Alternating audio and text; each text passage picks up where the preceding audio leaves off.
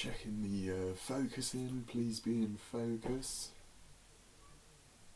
Move it back and forth. Welcome back, guys. Pretty soon you're not going to be able to see me. I'm just going to be like just one big shade of orange and red. Yeah, Willem was meant to give me a haircut today, but he had to go to work, so hopefully tomorrow I will be able to take some of this back and start looking a bit more my age. So this week's video is going to be on dealing with pressure. Now, pressure can come from lots of different angles. It can come from the environment that you're in, the situations that you might be dealing with, or it could just be pressure that you're putting on yourself. And I basically just wanted to share my personal sort of 3 tips in terms for managing it. And yeah, that's it, because I'm really trying to keep the content flowing while we're still in lockdown. So for me, when I experience pressure, it comes from, I'd say, 2 directions. There's it'll be the environment that I'm in or the situation that I'm in that will be slightly stressful, slightly pressurized, and that doesn't always have to be a bad thing. Sometimes it's just part of the job, part of being a creative, part of it is just dealing with pressure. But I will experience pressure coming from the situation, and then as I experience that pressure, I'll then start to put pressure on myself. If I can feel, what's going on, I'll be like, okay, I really need to get this right, because, and it just snowballs from there. So I suppose tip number 1 for dealing with pressure is notice it. Noticing it and being mindful of it is the most important thing that you can do, because it's literally a case of, do you know what, I think I'm feeling a bit stressed, I think I'm feeling a bit of pressure.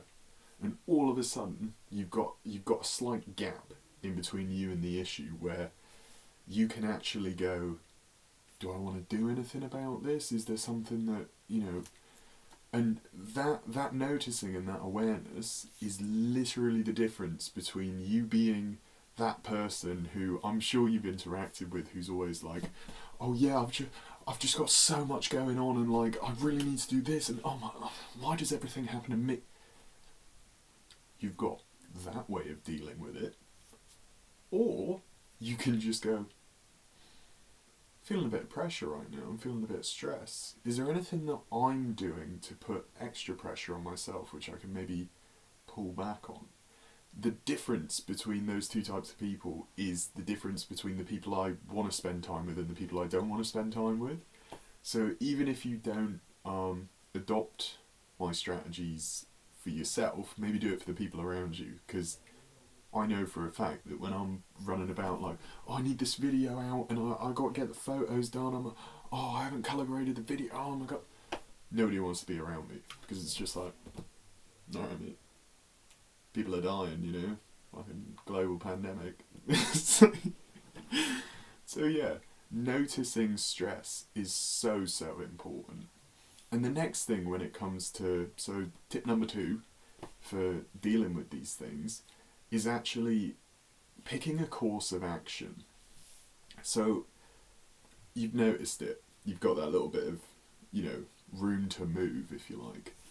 But noticing it isn't the same as doing something about it. Being aware of it's fine, but that could feed into more stress because you're aware of the fact that you're stressed and you're like, oh, I know that I'm stressed, oh no, and then so one thing that you can do is pick a course of action. You've noticed that you're stressed. Next thing to do, is there something that you can do to change it or to support yourself with it? Because there's a fork in the road where you've got to decide is this something that I can change, or is it something that I'm just going to have to manage in the situation that I'm in? And if it's something that you're going to have to manage, that will go on to tip 3. But if it's pressure that you're putting on yourself, chances are you can change it just purely by going, sometimes it is as simple as that. Just taking 5 seconds, 10 seconds, doing a couple of deep breaths, because when you're anxious, you don't use 100% of your lung capacity. So like your breath starts getting shorter and you're getting less oxygen, and that leads to you feeling more stressed. So tip 2, taking action, take some big deep abdominal abdominal Welcome to the Himalayas! abdom I'm not talking about the yay, I'm talking about your chest. Yeah, take some breaths, take a moment. It doesn't matter whether you're working in a retail environment and you've got like all these customers you need to serve. You can breathe properly while serving people. You can breathe properly even when you're on camera and you've got the mic in front of you and you're worried it's going to come across. You can just quite quietly, in through the nose, out through the mouth. And once you've done that, you can then, like, actually, you've got a little bit, like you're regulating your breathing, you're sort of calming your body down. And then from there, you can go, okay, is there something I can do to change this? So say like, it could be you're working with someone who's feeling stressed and you're picking up on some of their stress. What can you do about it?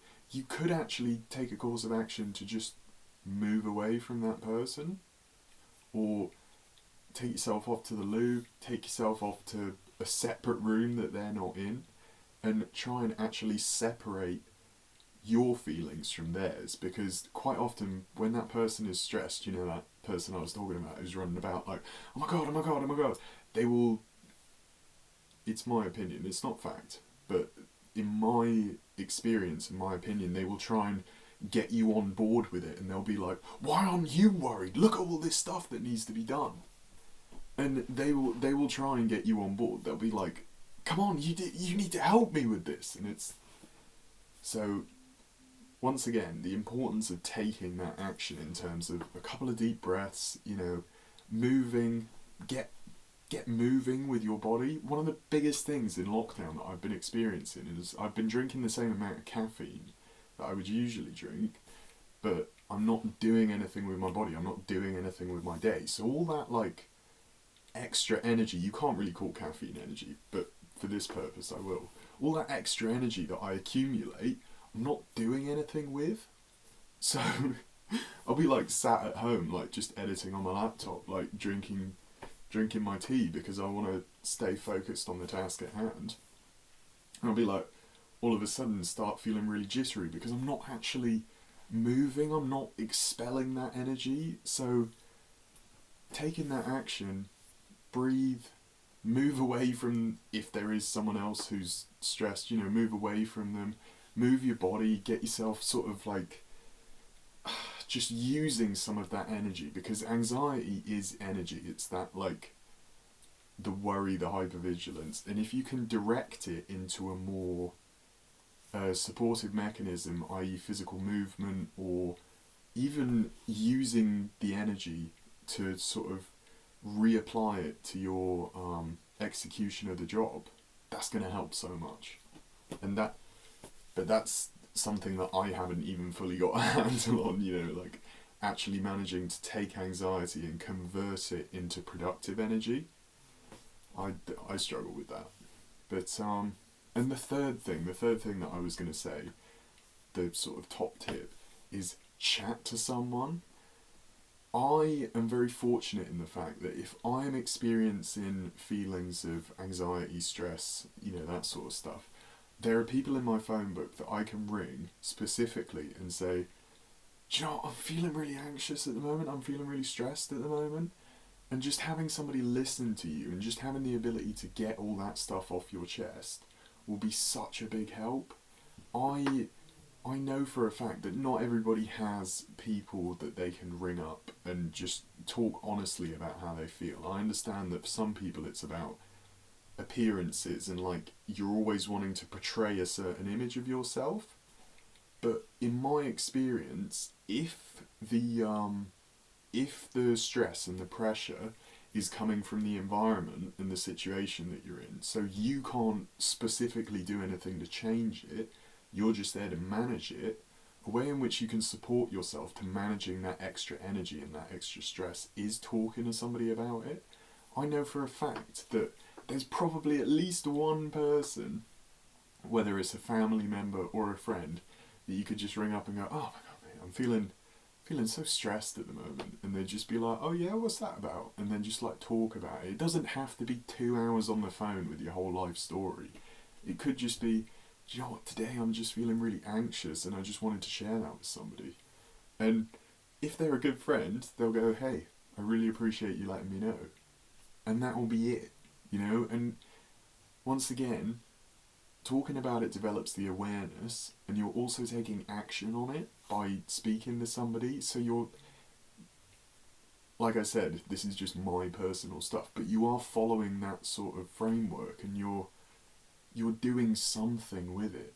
A lot of people sit with stress and pressure and go like, oh, everything's so bad at the moment and I don't know what to do with it. It's like, you could change it. And they're like, oh no, because there's all this stuff that's out of my control. And it's like, why are you focusing on stuff that's out of your control? What's in your control? And you sort of break it down. But the reason why I got inspired to do this is because when I was doing the live stream event, there was pressure to it, especially in the build up to the 5, 4, 3, and then roll and it's live, because there were certain things I did during that live stream, like I played a clip back on my camera and it started playing out the loudspeaker, and I'm like, because the whole room's mic'd up, I'm like, oh.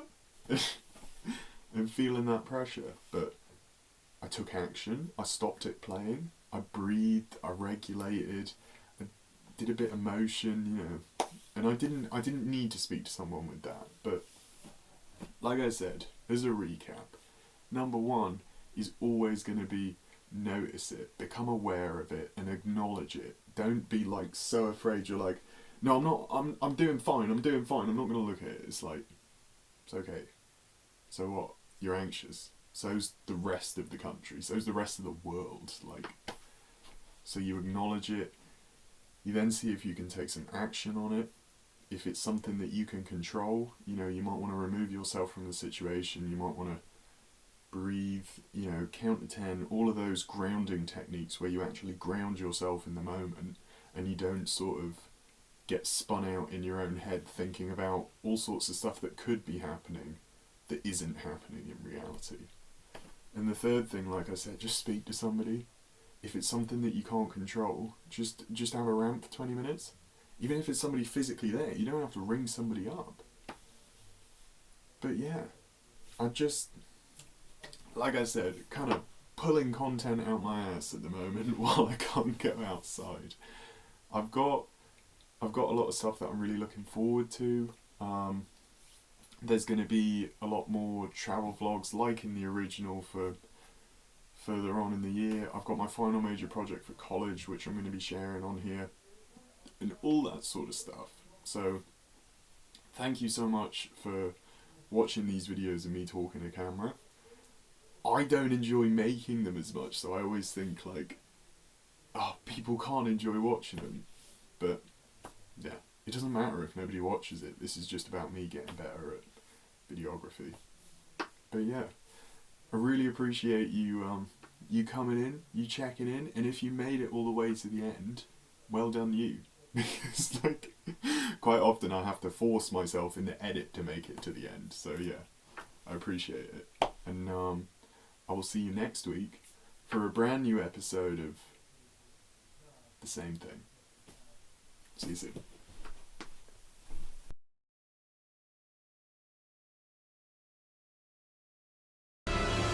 Welcome to the Himalayas!